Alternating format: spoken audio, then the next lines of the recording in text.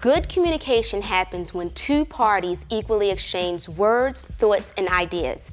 It's about stating how you feel and listening to what the other person has to say. That's assertive communication. Aggressive and passive communication does not work well. Aggressive communication is when you're too emotional. You talk loud, yell, cuss, and get in someone's face.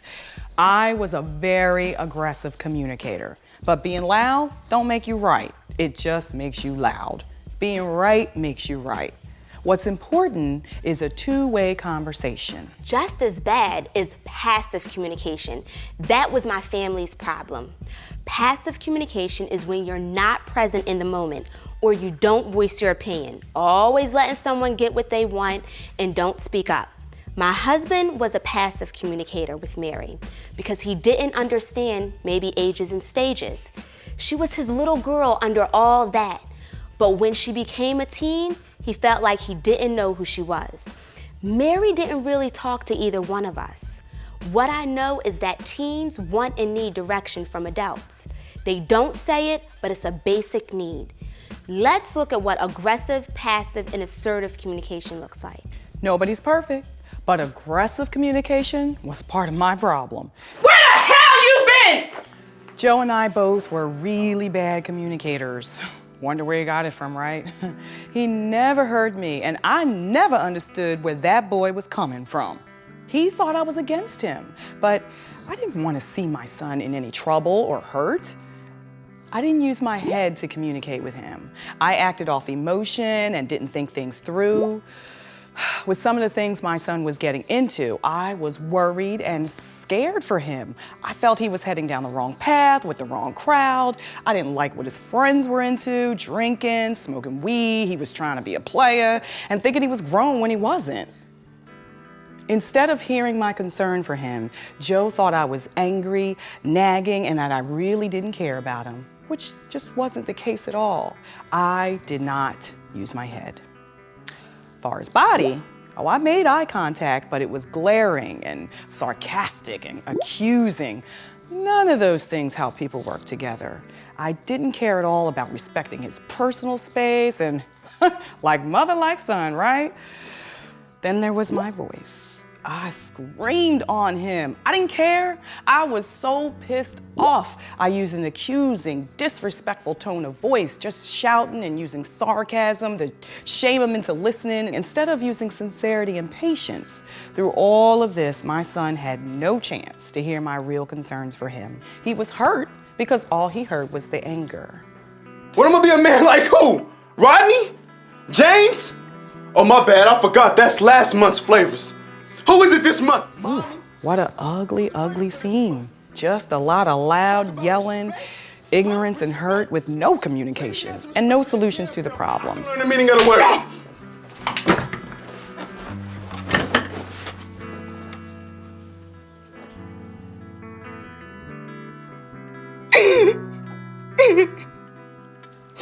I'm ashamed of how I acted at that moment. I wish I could take it all back.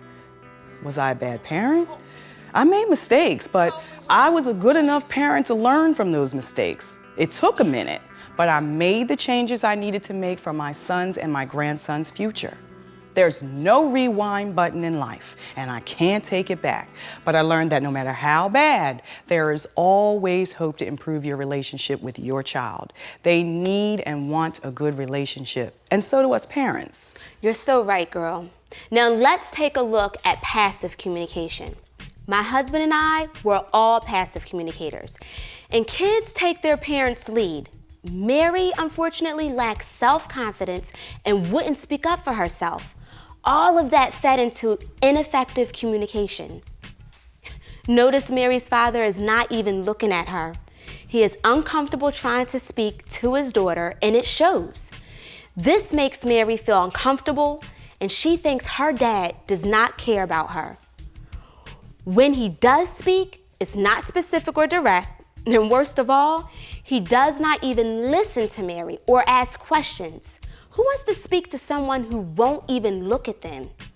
You got to put your whole body into it and be present in that moment. I guess my husband figured he'd make small talk to ease into it, talking about the weather, not the way to reach your teen, right? How does Mary respond? My baby was so distant. She felt alone, couldn't wait to leave the house that night, even though she clearly had something on her mind. And me, I was worse. I've always thought of myself as a good mother. I work hard to provide for my family, but I was also completely disconnected. Mary didn't see me as someone she could talk to. And when she did, I was so focused on my work, I didn't give her the time she needed for me to be there for her. And she was hurt because of that. What really hurt my heart is my daughter went through it when she got pregnant, but never saw me, her mother, as being there to help. No mother should be that distant from her daughter. Learn from what we went through. Be there for your child. So check out this short video that breaks it all down. Good communication is assertive communication. There are two parts to being assertive. The first is letting other people know what you need, what you want, or how you feel. The second part is being respectful of the other person's thoughts and feelings while you are letting him or her know how you feel. Being assertive involves the coordination of body, voice, and head. Let's start with body. You want to present yourself in a confident and direct manner. First, stand up straight.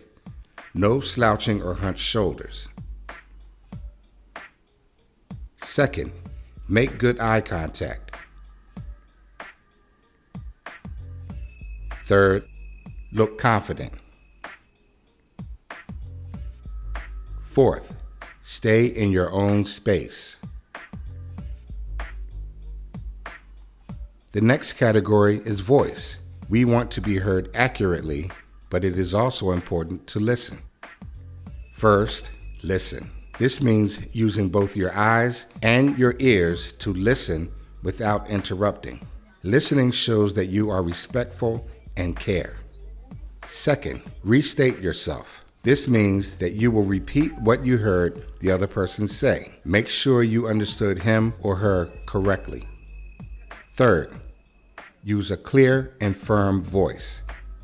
This means have confidence in what you are saying. Ask questions. Be clear that you are on the same page. It is important to get the information you need to make good decisions. Then we have head.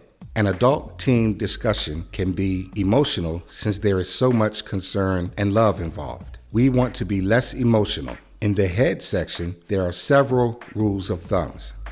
First, be prepared. Think about what you want to say and accomplish ahead of time. This is most important if you are addressing a tough issue. Second, be direct. Get to the point quickly and say what you want to say. Focus on the facts, not the feelings.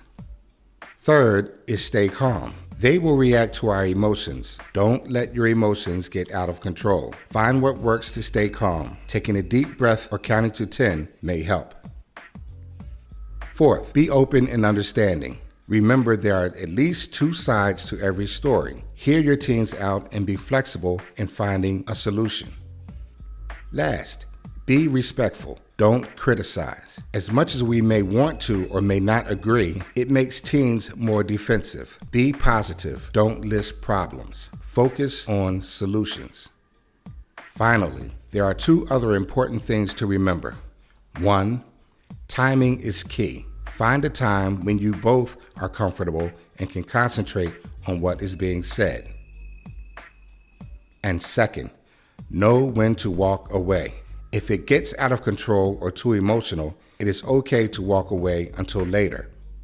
You don't have to solve all your problems at once.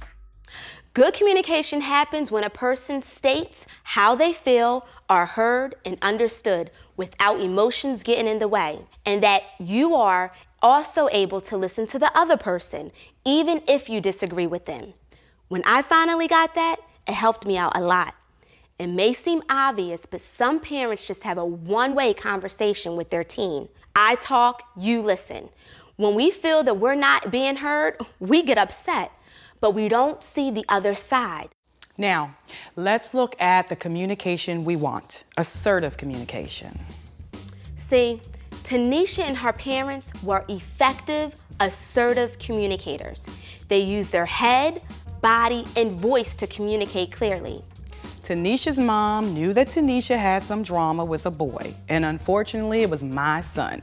But her mom let Tanisha speak while staying calm and quietly listening. And Tanisha stayed calm too. Now you know my girl was checking her emotions, but mom got more information by being patient and listening. That's what we mean by using your head. Her mom also used her body effectively to talk with Tanisha. She made direct eye contact when they talked.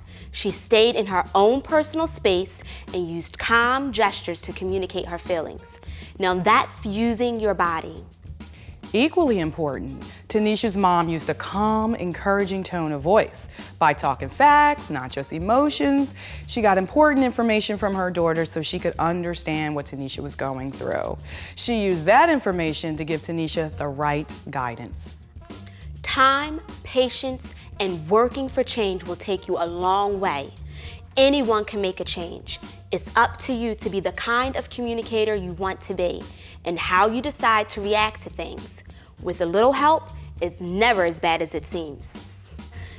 Do you want a child who is so passive that won't speak up for themselves and is never heard? Do you want your child to be a target and be used or abused? Do you want to be a parent who is so aggressive and loud that your child will not hear you, whose child becomes a bully or is resentful and disrespectful? Or do you want to be a parent who is an assertive communicator, a parent whose child listens to them, a parent whose child thinks of them as a resource, someone there to help them out in life? The choice is yours, and it's a choice we all have to make. Think about it. We learned that assertive communication, not passive or aggressive, is the goal when talking with our team. Head, body, and voice are all involved in effective communication.